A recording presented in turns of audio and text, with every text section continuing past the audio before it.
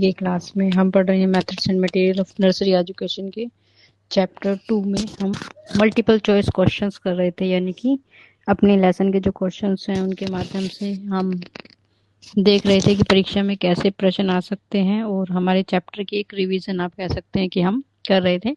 Last class में हमने 74 question किए थे। ठीक है, निरीक्षण विधि के उपयोग किन कक्षाओं में किया जाता है, ये हमने क्वेश्चन किया था। आगे फर्दर हम शुरू करेंगे 75 क्वेश्चन पे कि कल हमने निरीक्षण विधि से संबंधित जो प्रश्न है वो कर लिए थे, लेकिन उस निरीक्षण विधि के जो दोष होते हैं, उसके जो हानियां होती हैं, उनसे संबंधित कुछ प्रश्न जो है हम और देखेंगे।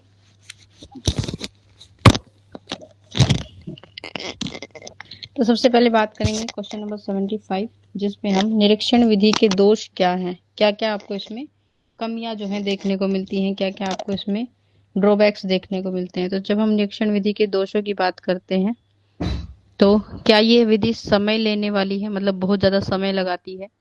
यह विधि सभी विषयों के लिए उपयुक्त नहीं है। यह विधि छात्रों को स्वतंत्र रूप से सोचने में मदद नहीं करती, या फिर उपरोक्त सभी बातें जो है ठीक है। तो हम कहेंगे जब दोष की बात हम करते हैं तो उपरोक्त सभी बातें की निरीक्षण विधि जो है बहुत ज्यादा समय लेती है, बहुत ज्यादा समय आपको इसमें लगाना पड़ता है। ठीक है, क्योंकि जब किसी चीज का आप निरीक्षण कर रहे हैं, खोज कर रहे हैं, तो खोज करने में क्या लगता है, समय लगेगा। कि आपको खोज करने के लिए एक समय की आवश्यकता होती है।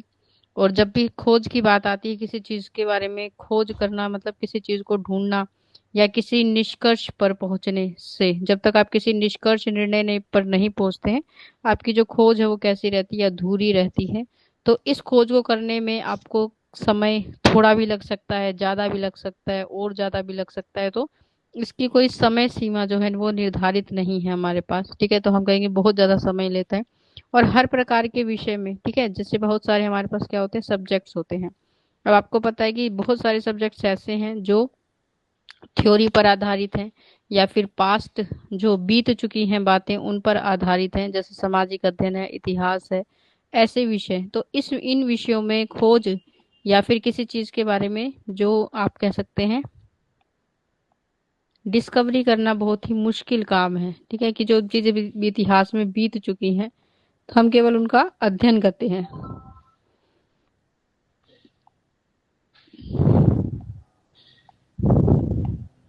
तो इतिहास में जो घट चुका है, ठीक है, तो वो सब्जेक्ट्स है, ऐसे जो सब्जेक्ट्स हैं जिनमें हमारे पास ऐसा कुछ है नहीं जिस पर कुछ खोज या रिसर्च की जाए। ठीक है, तो ऐसे विषयों के लिए ये क्या है, बिल्कुल भी उपयुक्त नहीं है। तो हर तरह के सब्जेक्ट में आप क्या नहीं कर सकते, खोज नहीं कर सकते। ठीक है, जैसे भाषा है, तो भाषा के आधार पर भी बहुत ज्यादा खोज या रिसर्च आपको देखने को नहीं मिलेंगी। और ये विभिन्न छात्रों को क्या करती है, ये विधि जो है छात्रों को स्वतंत्र रूप से सोचने में मदद नहीं करती है। ठीक है, कि आप जब क्या कर रहे हैं, खोज कर रहे हैं, तो वो किसी एक क्षेत्र से संबंधित हो सकती है, किसी विषय से संबंधित हो सकती है, किसी वस्तु से संबंधित होती है। पूरी किसी भी चीज को आप इससे डिस्क्राइब नहीं कर सकते।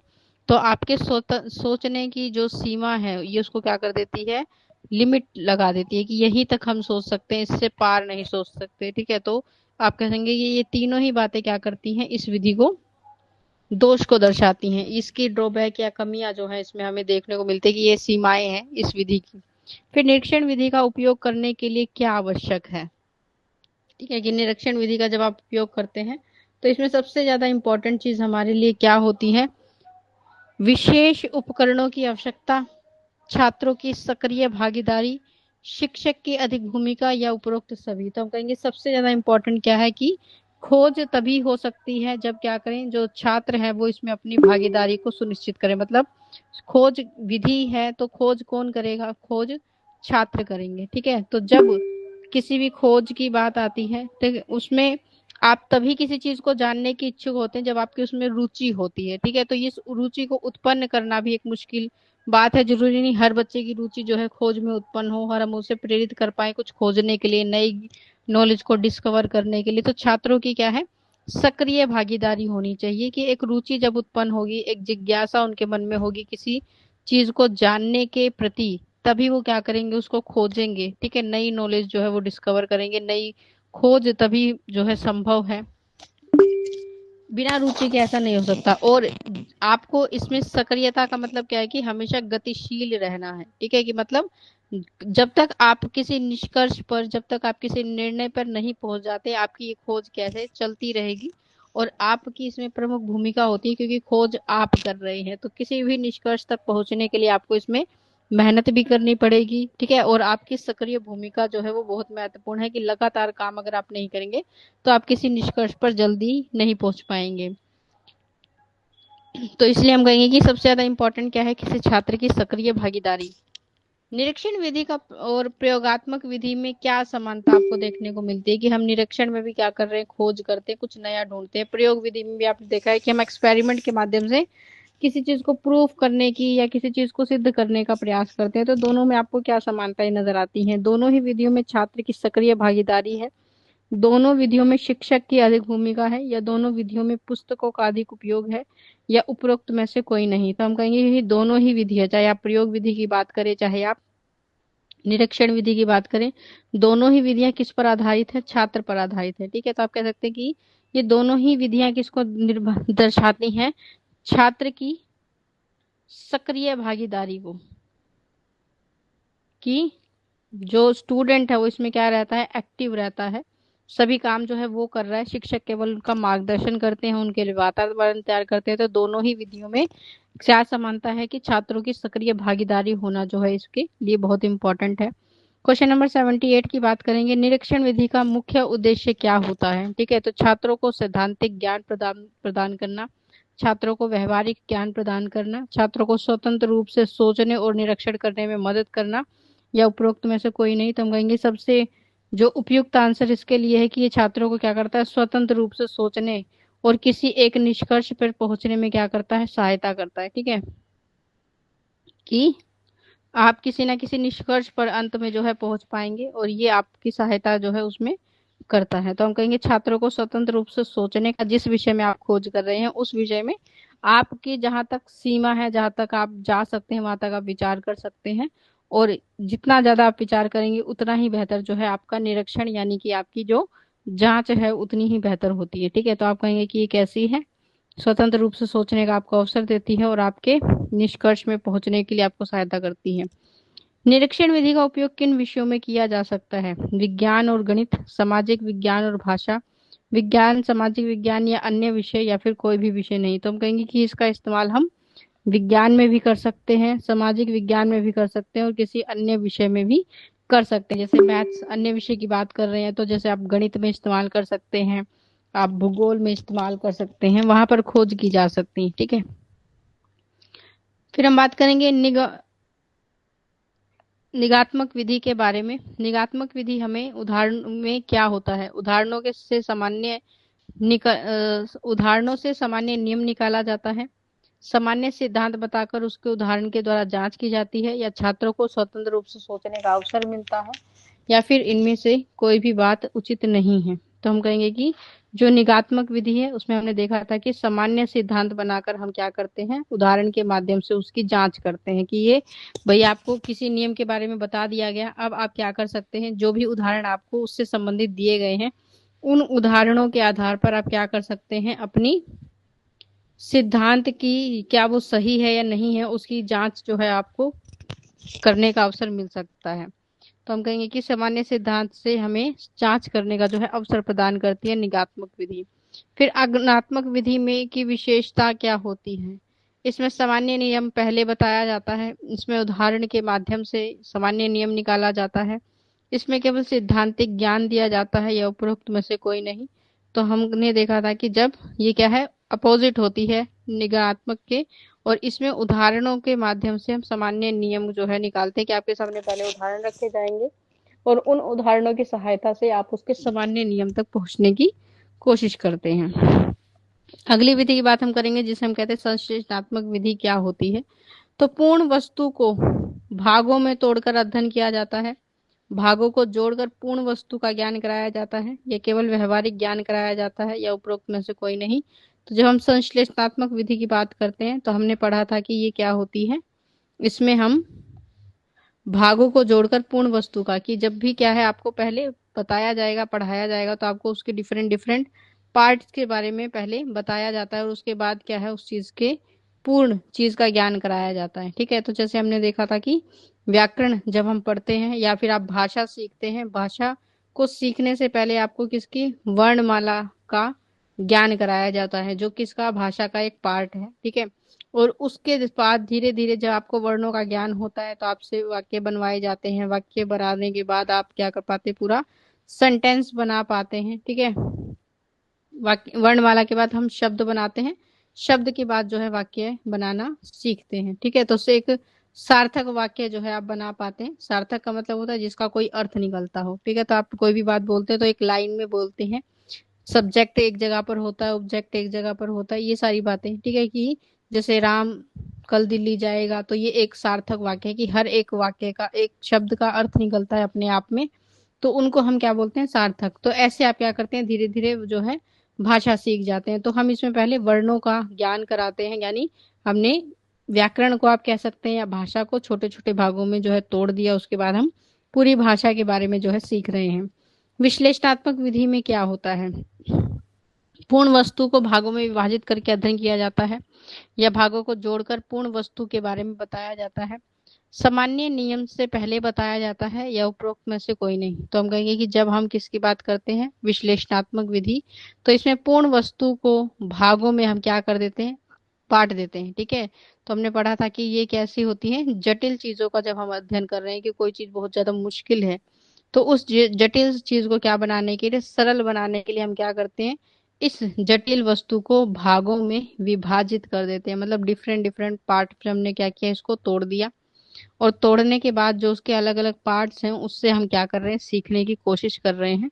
तो इस आधार पर जब हम पढ़ते हैं तो इसे हम क्या कहते हैं, विश्लेषणात्मक विधि का नाम देते हैं। तो पूर्ण वस्तु को हम क्या करते हैं कि कोई भी चीज ऑब्जेक्ट है हमारे पास, उस ऑब्जेक्ट को हमने थोड़े छोटे पार्ट्स में क्या कर दिया, डिवाइड कर लिया। ठीक है, जैसे एग्जाम्पल के लिए मान लीजिए आपको डाइजेस्टिव सिस्टम पढ़ाया जा रहा है।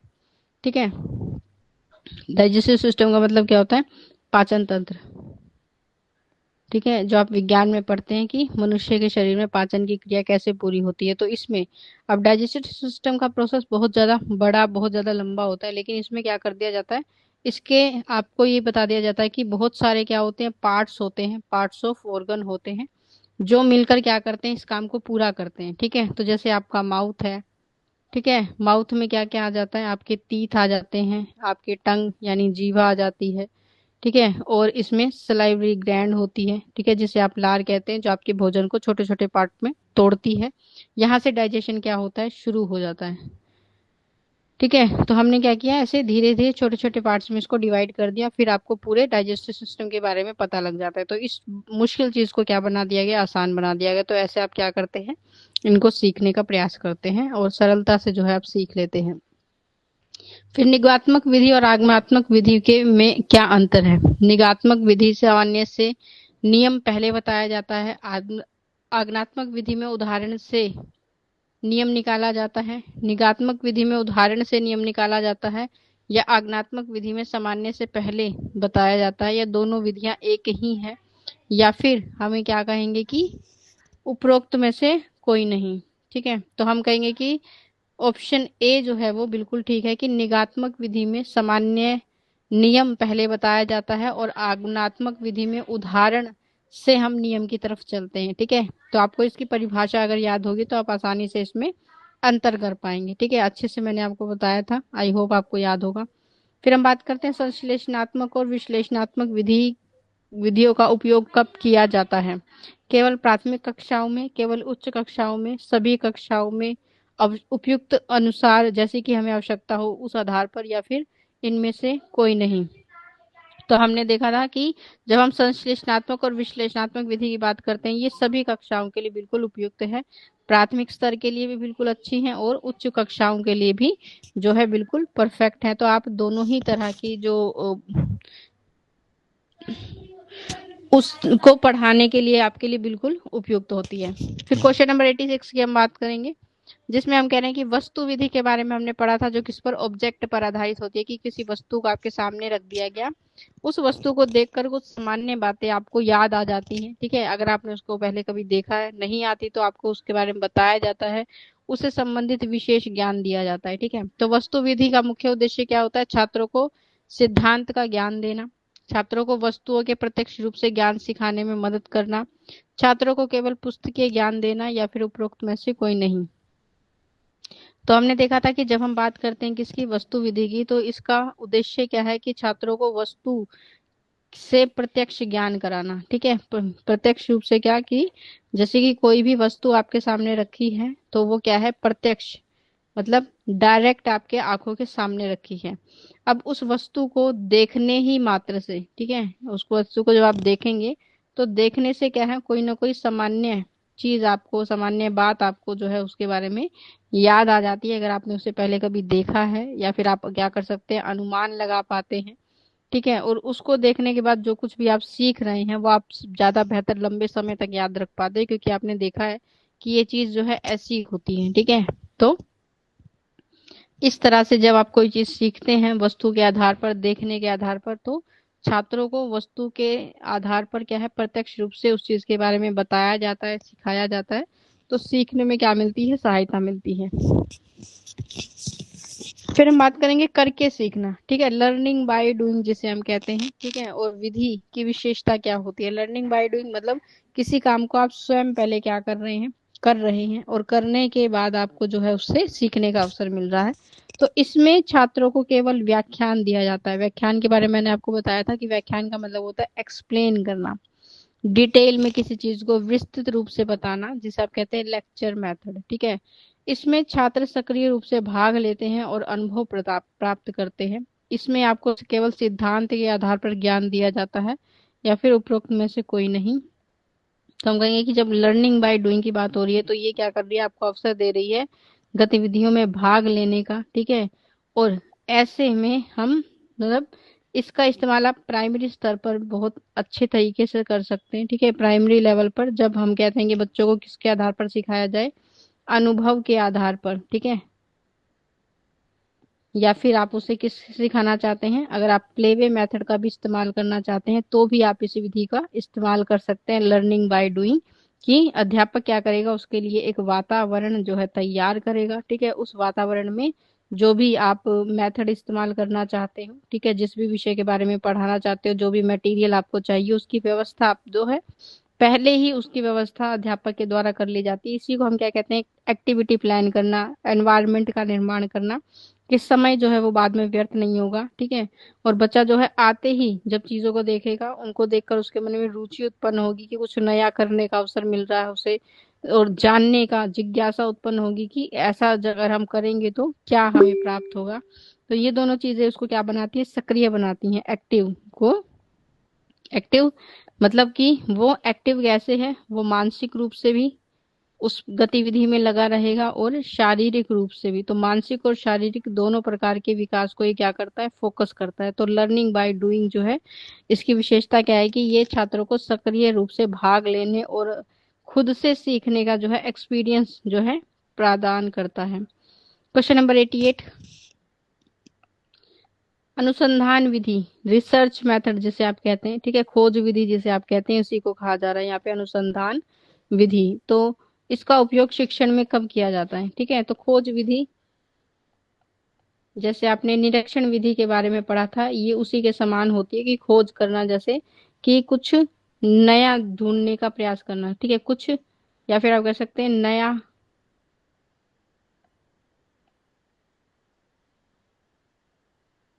नए ज्ञान को, नए ज्ञान की खोज कह सकते हैं आप इसे।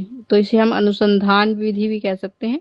अनुसंधान का मतलब होता है रिसर्च। ठीक है, और सर्च मतलब किसी चीज को खोजने से, और हम शिक्षा में क्या है, सिर्फ ज्ञान खोजने की बातें करते हैं। तो जब छात्रों को कोई नया विषय पढ़ाना हो तब आप इस विधि का उपयोग करेंगे, या जब छात्रों को समस्या समाधान की प्रक्रिया सिखानी है तब इसका इस्तेमाल करेंगे, जब छात्रों को केवल तथ्यों को याद कराने हैं तब, या फिर उपरोक्त में से कोई नहीं। तो हम कहेंगे कि इस विधि का सबसे उपयुक्त इस्तेमाल कब होगा, जब हम छात्रों को समस्या समाधान की प्रक्रिया के बारे में सिखाना चाहते हैं, कि आप उन्हें ये सिखाना चाहते हैं, या फिर उनके अंदर क्या लेकर आना चाहते हैं, प्रॉब्लम सॉल्विंग एटीट्यूड। ठीक है, कि आप उनके अंदर क्या लेकर आना चाहते हैं, समस्या समाधान का एक दृष्टिकोण उनके अंदर डेवलप करना चाहते हैं कि कोई भी प्रॉब्लम है, ठीक है, हमें सबसे पहले क्या है, कारण जानना पड़ता है। आप उन्हें सिखाएंगे कि सबसे पहले क्या है, प्रॉब्लम का कारण पता लगाइए कि समस्या क्यों है। ठीक है, कि जो जो कारण आपके सामने आते हैं उसके लिए आधार पर हम ये देख सकते हैं कि क्या क्या आपको जो है सावधानियां इसको रखनी चाहिए जिससे ऐसी समस्याएं दोबारा ना हो। ठीक है, और फिर उसके लिए कोई विधि हम ढूंढते हैं, कोई समाधान ढूंढते हैं जिससे हम क्या कर सकते हैं, उस समस्या को ठीक कर सकें। ठीक है, भविष्य में कम कर सके, ठीक नहीं कर सके तो क्या कर सके, कम कर सके। तो ऐसे जो है हम उन्हें जब सिखाना चाहते हैं कि वो आप अपने जीवन में भी जो आने वाली समस्याएं हैं उनका किस प्रकार से जो है निवारण करेंगे, तो ये दोनों ही चीजें उनके अंदर व्यवहारिक ज्ञान भी और बाकी सारी जो चीजें हैं वो नॉलेज भी उसके अंदर लेकर आती हैं। एक अच्छा दृष्टिकोण उसके अंदर जो है डेवलप करने के लिए इस विधि का इस्तेमाल हम करते हैं। फिर वस्तु विधि का उपयोग किस प्रकार के शिक्षण में होता है, कि वस्तु विधि का इस्तेमाल हम कैसी चीज को पढ़ाने के लिए, किस विषय को पढ़ाने के लिए कर सकते हैं, विज्ञान और गणित, भाषा और साहित्य, सामाजिक विज्ञान या उपरोक्त सभी। तो आप कहेंगे कि जब वस्तु विधि का इस्तेमाल हम कर रहे हैं, वस्तु मतलब किसी चीज को दिखाकर सिखाना, तो उपरोक्त सभी बातें जो है ठीक है। क्यों, क्योंकि अगर आप भाषा भी सिखा रहे हैं तो भाषा में भी आपके पास क्या है, जैसे मान लीजिए गणित में और विज्ञान में तो आपके पास, साइंस और मैथ में तो आपके बहुत सारे ऑप्शन हैं।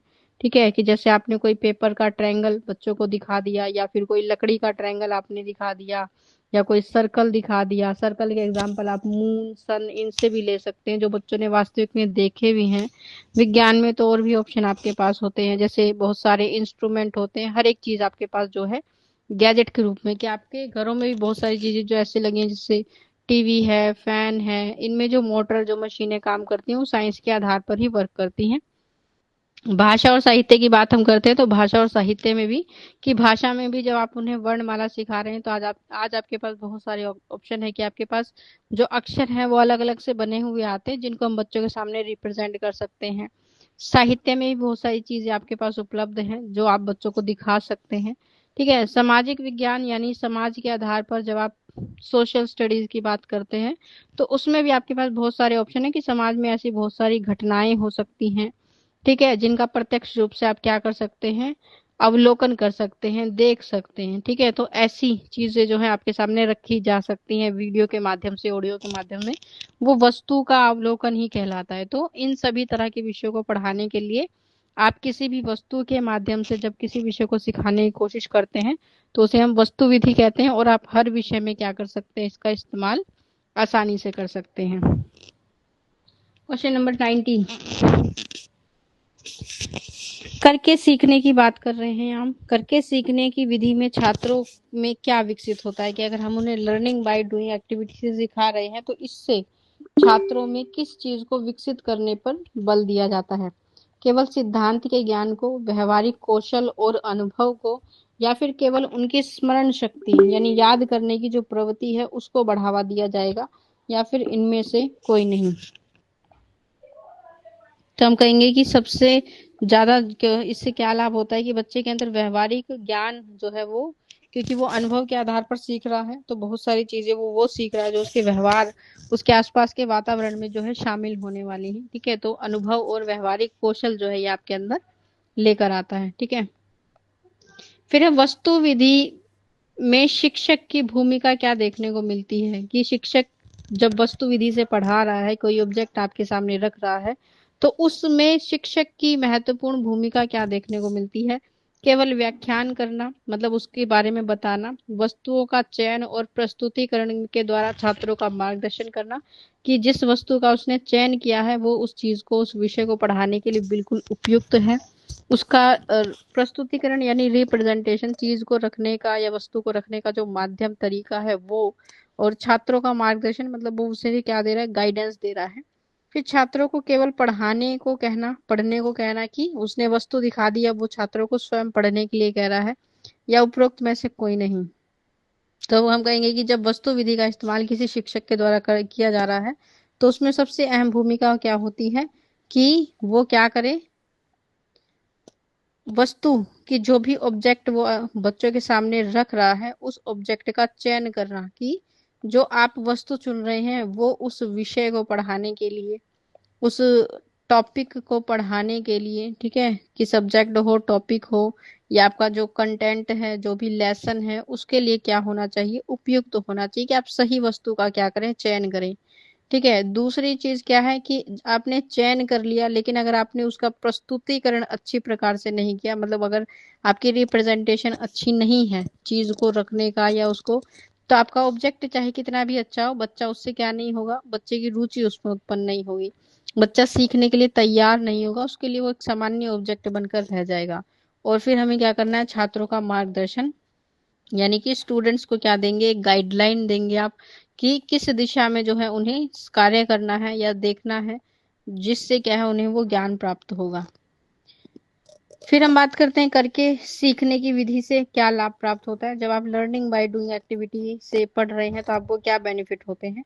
तो ये विधि समय की बचत करती है, यह विधि छात्रों को दीर्घकालिक ज्ञान प्रदान करती है और कौशल को विकसित करती है। यह विधि केवल कमजोर छात्रों के लिए उपयुक्त है या फिर उपरोक्त में से कोई नहीं। तो जब हम लर्निंग बाय डूइंग एक्टिविटी की बात करते हैं तो ये क्या करती है, छात्रों को दीर्घकालिक ज्ञान की, जब आप खुद से कुछ कर रहे हैं, अनुभव प्राप्त करके सीख रहे हैं, नए ज्ञान की खोज कर रहे हैं, तो वो ज्ञान, वो चीजें जो भी आपने सीखी हैं, वो लंबे समय तक क्या है आपके मस्तिष्क में बनी रहती हैं और आपके अंदर सीखने के कौशल को जो है विकसित करती हैं। क्वेश्चन नंबर 92 में अनुसंधान विधि की बात करेंगे, यानी खोज विधि। अनुसंधान विधि में छात्रों को से क्या अपेक्षा की जाती है, मतलब उनसे क्या एक्सपेक्टेशन रहती है। तो केवल तथ्यों को याद करना, समस्याओं की पहचान करना, आंकड़े को एकत्रित करना, मतलब डाटा जो है कलेक्ट करना, उसका विश्लेषण करना और किसी निष्कर्ष पर पहुंचना, केवल पुस्तकों को पढ़ना या फिर उपरोक्त में से कोई नहीं। तो जब अनुसंधान यानी खोज विधि की हम बात कर रहे हैं, तो सबसे पहले आपको समस्या को पहचानना आना चाहिए, फिर उस समस्या से संबंधित हम क्या करते हैं, डाटा एकत्रित करते हैं, कि आप सबसे पहले प्रॉब्लम जो है आपको दी जाती है, उस प्रॉब्लम से रिलेटेड डाटा जो है हम क्या करते हैं, डाटा को कलेक्ट किया जाता है। कलेक्ट करने के बाद हम क्या करते हैं, उसकी एनालिसिस करते हैं, जांच करते हैं कि जो डाटा हमने एकत्रित किया है क्या वो सही है या नहीं है। और उसके बाद फाइनली हम किसी रिजल्ट यानी निष्कर्ष पर पहुंचते हैं कि इससे हमें ये सीखने को मिल रहा है। तो ये सारी बातें क्या है, अनुसंधान विधि में या खोज विधि में इम्पोर्टेंट होती हैं और छात्रों के से इस प्रकार जो पूरा हमारा प्रोसेस है, उस प्रोसेस के आधार पर चलने की जो है अपेक्षा की जाती है, ताकि सही और सटीक जो है उनके परिणाम हमें प्राप्त हो सके। फिर कौन सी शिक्षण विधि छात्रों को अधिक सक्रिय और स्वावलंबी बनाती है। स्वावलंबी का मतलब होता है कि वह अपने आप कार्य करने के लिए जो है तैयार होते हैं, तो उसको हम स्वावलंबी बोलते हैं। तो कौन सी शिक्षण विधि छात्रों को सक्रिय, एक्टिव भी बनाती है और स्वयं सीखने के लिए प्रेरित करती है। व्याख्यान विधि, करके सीखना, अनुसंधान विधि या फिर पुस्तक पाठन विधि, उपरोक्त में से कोई नहीं। तो सबसे ज्यादा प्रेरित कौन सी करती है उन्हें, करके सीखना, कि लर्निंग बाय डूइंग एक्टिविटी या फिर जो खोज विधि है, दोनों ही क्या करती है, उसको सक्रिय बनाए रखती हैं, उसको एक्टिव रखती हैं। ठीक है। और आप कह सकते हैं कि ये दोनों ही विधि उसकी फिजिकल और उसके साथ साथ उसकी जो मेंटल डेवलपमेंट है, दोनों को ही फोकस करती हैं, कि बच्चा जो है दोनों ही प्रकार से कार्य में लगा हुआ है तो ज्यादा बेहतर तरीके से वो सीखने का प्रयास करता है। फिर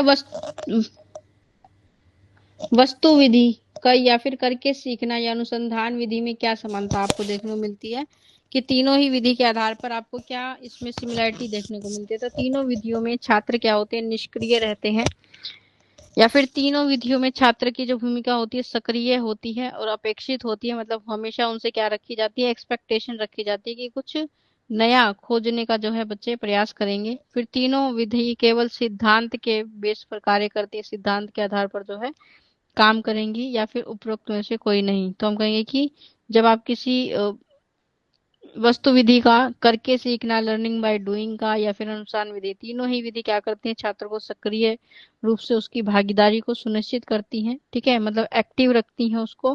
ठीक है, और उनके अंदर क्या करती हैं, इंटरेस्ट क्रिएट करती हैं। ठीक है, रुचि उत्पन्न करती हैं, क्यूरियोसिटी जो है वो डेवलप करती हैं, कि एक जिज्ञासा उत्पन्न होती है चीजों को सीखने के लिए।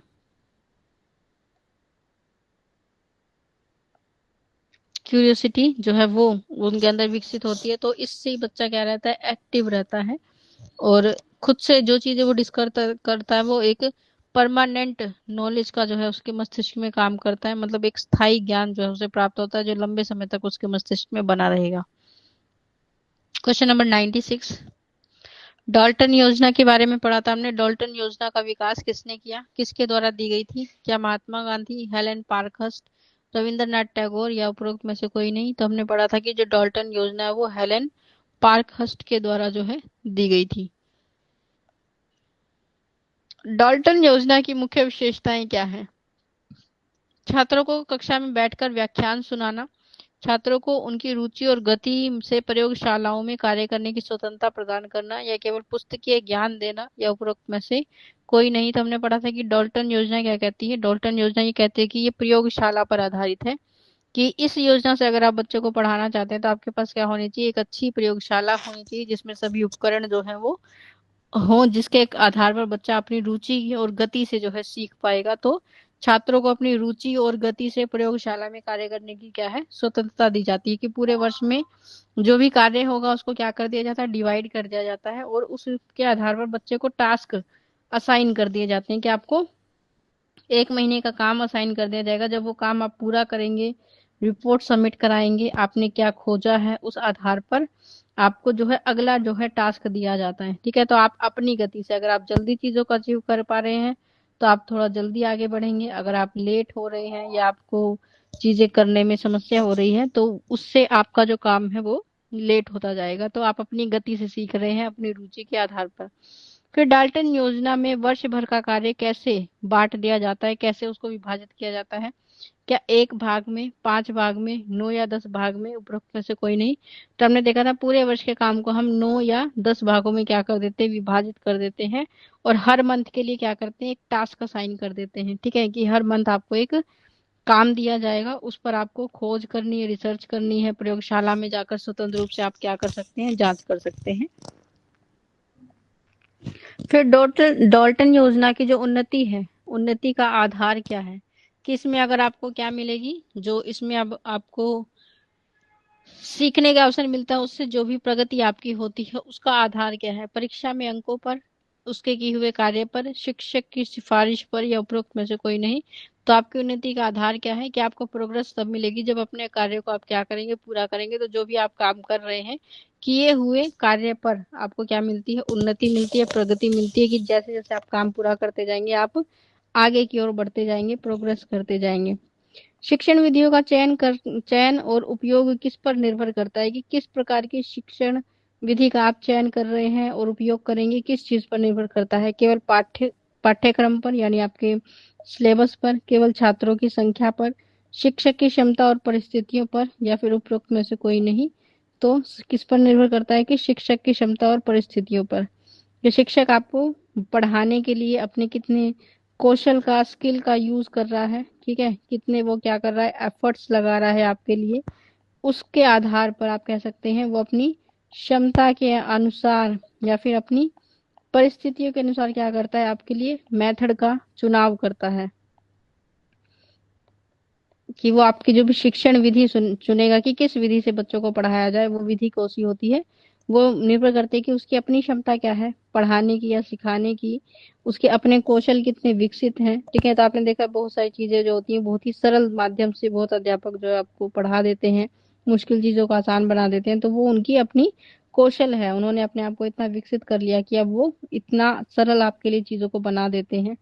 तो इसको हम कहेंगे कि उनकी क्षमता और उनकी परिस्थितियों पर ये चीज निर्भर करती है, कि उनका मानसिक और शारीरिक स्वास्थ्य भी क्या करेगा, इसको प्रभावित करेगा, क्योंकि अगर वो खुद से सक्षम नहीं होंगे तो वो इतने एफर्ट्स आपके लिए नहीं लगा पाएंगे। फिर डाल्टन योजना में शिक्षक की भूमिका क्या होती है? तो केवल व्याख्यान करना, प्रयोगशाला में बैठकर छात्रों की सहायता या जांच करना, छात्रों को केवल होमवर्क देना, या उपरोक्त में से कोई नहीं?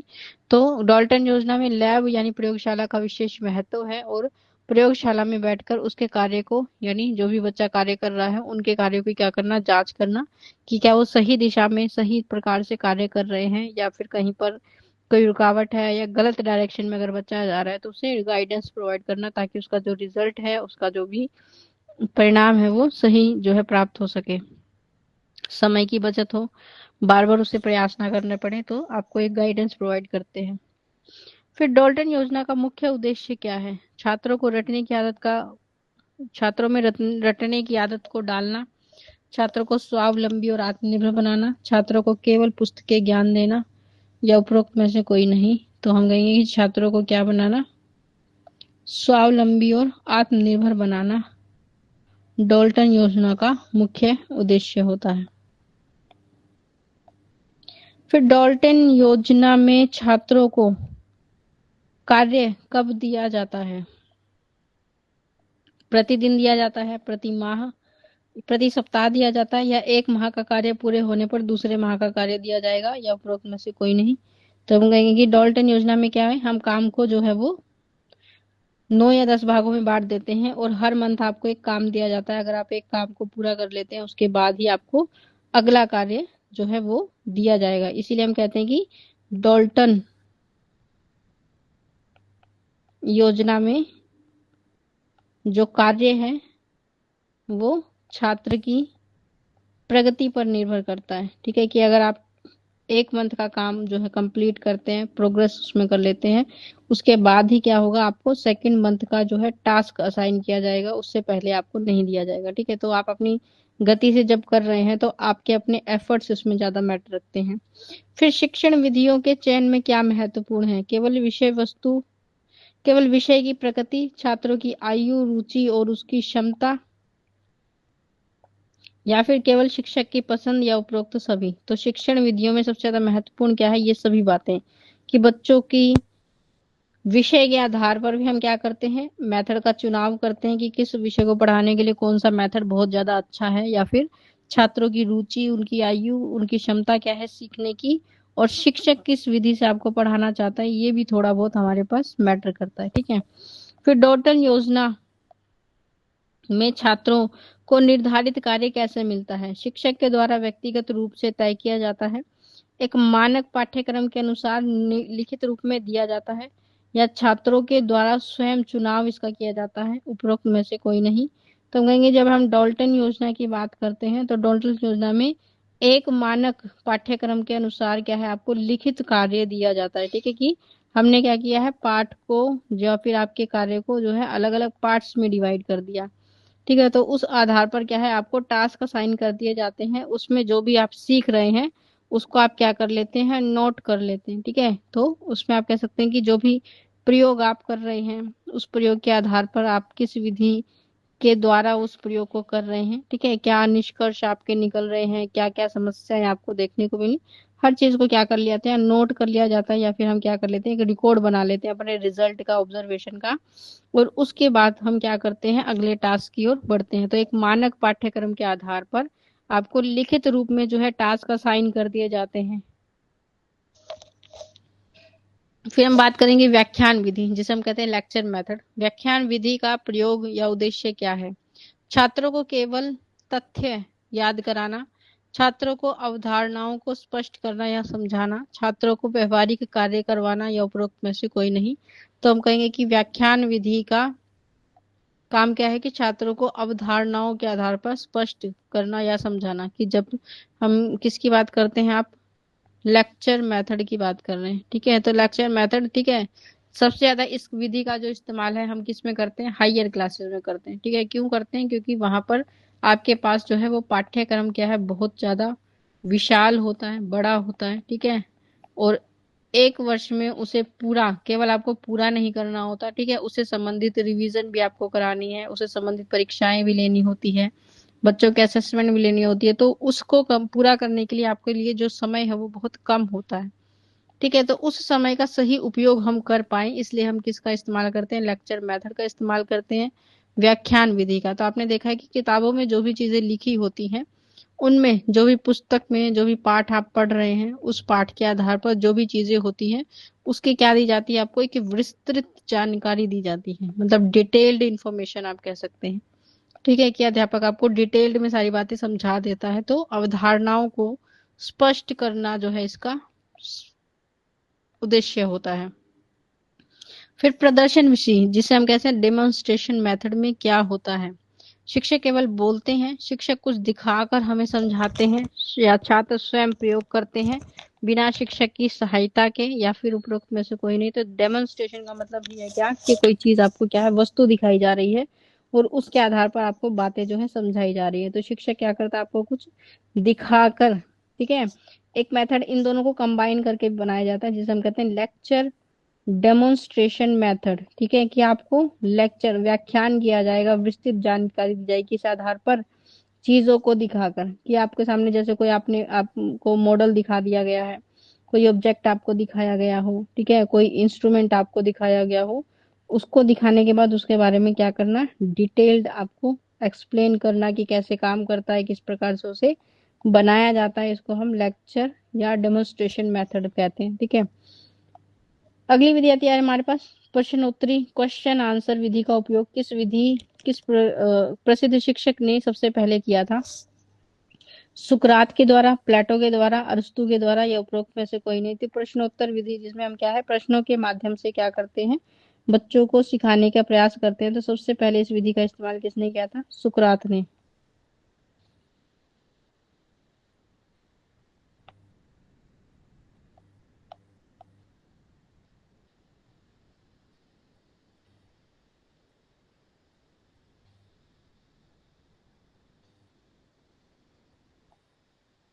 सुकरात के द्वारा सबसे पहले क्या किया गया था, इस विधि का इस्तेमाल किया गया था। नेक्स्ट हम बात करेंगे क्वेश्चन नंबर 109, जो आगमन विधि के बारे में हम बताता है। लास्ट में हमने आगमन विधि के बारे में भी पढ़ा था कि डिटेल्ड जितनी विधि आपने पढ़ी थी उनके बारे में छोटी छोटी डिस्कशन हमें दे रखी थी। तो इंडक्टिव मेथड में क्या प्रक्रिया अपनाई जाती है?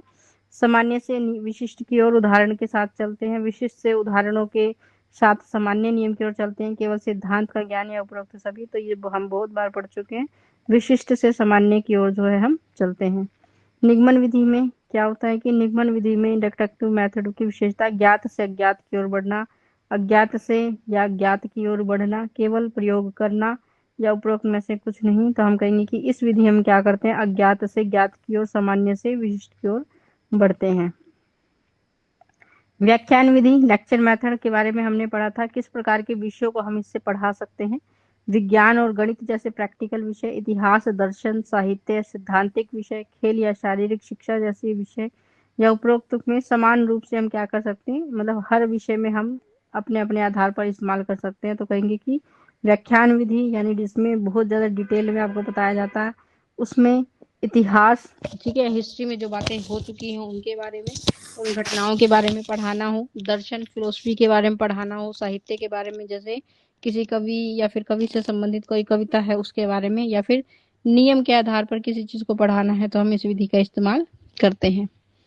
प्रदर्शन विधि का एक मुख्य लाभ आपको क्या देखने को मिलता है? इसमें छात्रों को कुछ नहीं करना पड़ता, इसमें छात्रों को प्रत्यक्ष रूप से अनुभव मिलता है और समझ बढ़ती है।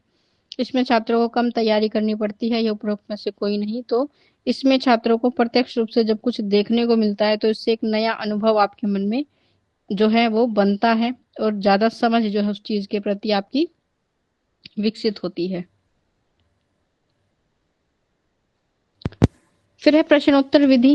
प्रश्नोत्तर विधि में हमने देखा था कि प्रश्नों के माध्यम से जब बच्चों को सिखाने की कोशिश कर रहे हैं, तो छात्रों को विकसित करने में प्रश्नोत्तर विधि के माध्यम से आप क्या विकसित कर सकते हैं? उनमें क्या केवल श्रवण शक्ति को विकसित कर सकते हैं, तर्क, चिंतन, समझ, केवल बोलने की क्षमता का, या उपरोक्त में से कोई नहीं। तो जब भी आप प्रश्न पूछते हैं तो प्रश्न के साथ बच्चों में तर्क उत्पन्न होता है, सोचते हैं उसके बारे में, समझ उनकी बढ़ती है। तो इन सभी चीजों का क्या होता है, विकास होता है।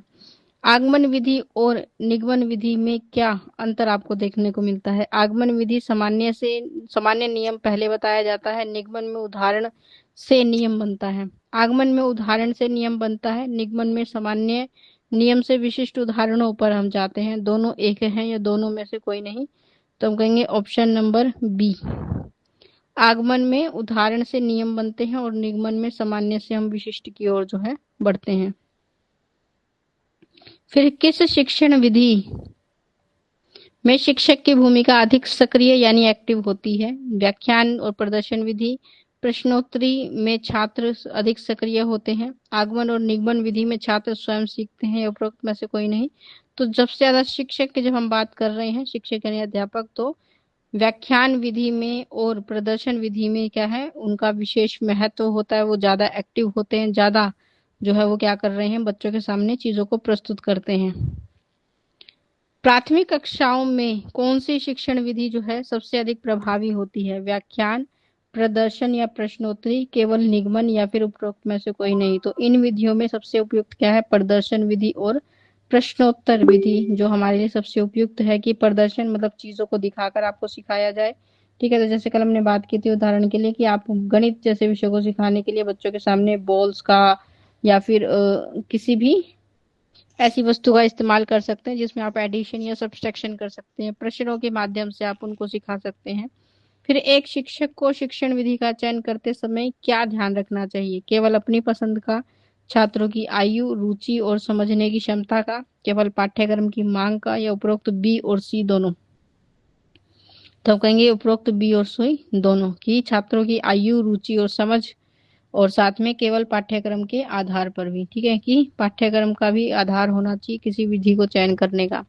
फिर आगमन विधि का उपयोग किस प्रकार के छात्रों के लिए अधिक लाभकारी है? तो जो पहले से विषय को में महारत है, मतलब जिन्हें पहले से ही उस विषय के बारे में जानकारी है, जो नए विषय सीख रहे हैं या उदाहरणों से समझने का उन्हें प्रयास करते हैं, उदाहरणों से समझना उन्हें अच्छा लगता है, या फिर जो केवल सिद्धांत के आधार पर ज्ञान चाहते हैं, ठीक है, या उपरोक्त में से कोई नहीं? तो हम कहेंगे जब आगमन विधि का इस्तेमाल हम कर रहे हैं तो आगमन विधि कैसे छात्रों के लिए उपयोगी है? जो नए विषय सीख रहे हैं, कोई नया आप सब्जेक्ट अगर सीख रहे हैं तो उसको समझने में उदाहरण के आधार पर आपको ये ज्यादा बेहतर सहायता करता है, बेहतर तरीके से जो है सिखाने का प्रयास करता है।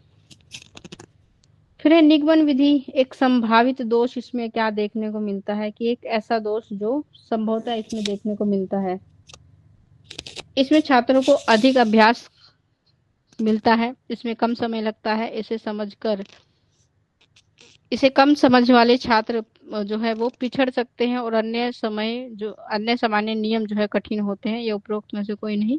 तो कहेंगे जब हम डिडक्टिव मेथड की बात कर रहे हैं तो इसका एक दोष ये है कि इसमें जो छात्र के जो पिछड़े हुए हैं या फिर जिनको चीजें थोड़ी देर से समझ में आती हैं, उनके लिए ये क्या है, थोड़ी कम उपयुक्त है, या फिर थोड़ी सी मुश्किल आप कह सकते हैं उनके लिए देखने को लगती है, क्योंकि इसमें नियम वगैरह होते हैं और उस आधार पर हम डाटा एकत्रित करते हैं तो उसमें समस्या होती है। तो एक अच्छे शिक्षक को विभिन्न शिक्षण विधियों का उपयोग क्यों करना चाहिए?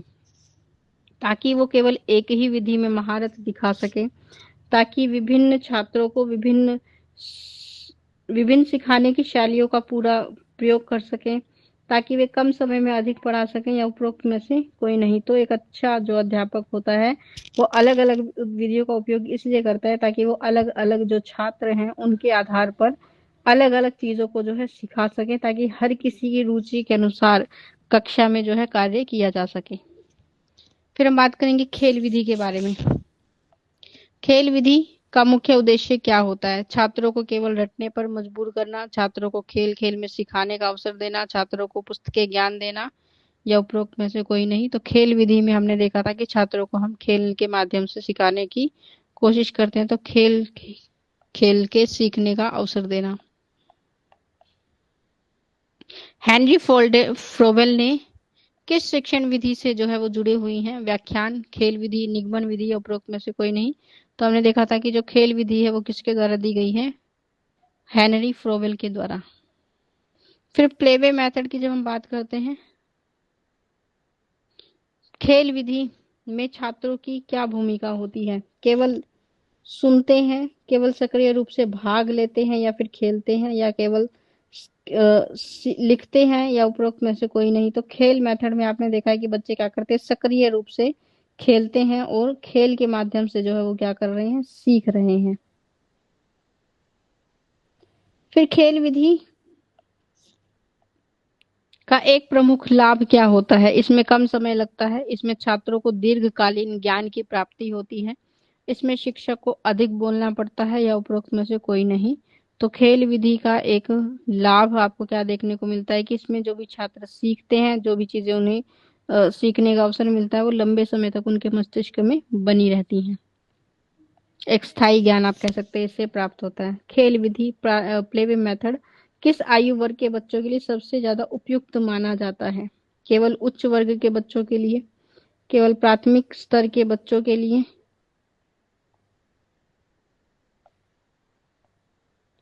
यानी छोटे बच्चों के लिए, केवल कॉलेज स्तर के लिए, या उपरोक्त में से कोई भी नहीं? तो हम कहेंगे कि खेल विधि किसके लिए? प्राथमिक स्तर यानी कि छोटे बच्चों के लिए क्या है, बिल्कुल उपयुक्त मानी जाती है। फिर खेल विधि में शिक्षक की भूमिका क्या होनी चाहिए? सख्त नियंत्रण की, मार्गदर्शन और सुविधा प्रदान करने की, केवल पर्यवेक्षक यानी जांच करने की, या फिर उपरोक्त में से कोई नहीं? तो शिक्षक की भूमिका क्या होती है कि वो बच्चों का मार्गदर्शन करे, उन्हें सुविधाएं प्रदान करें, यानी एक अच्छा वातावरण उनके लिए बनाए, ताकि जो ज्ञान वो सीखना चाहते हैं या उनके लिए उपयोगी है उसी को वो ले पाए। खेल विधि के माध्यम से बच्चों में क्या विकसित होने की संभावना अधिक होती है? केवल स्मरण शक्ति, रचनात्मकता, समस्या समाधान कौशल और सामाजिक कौशल, केवल प्रतिस्पर्धा की भावना, या फिर इनमें से कुछ भी नहीं?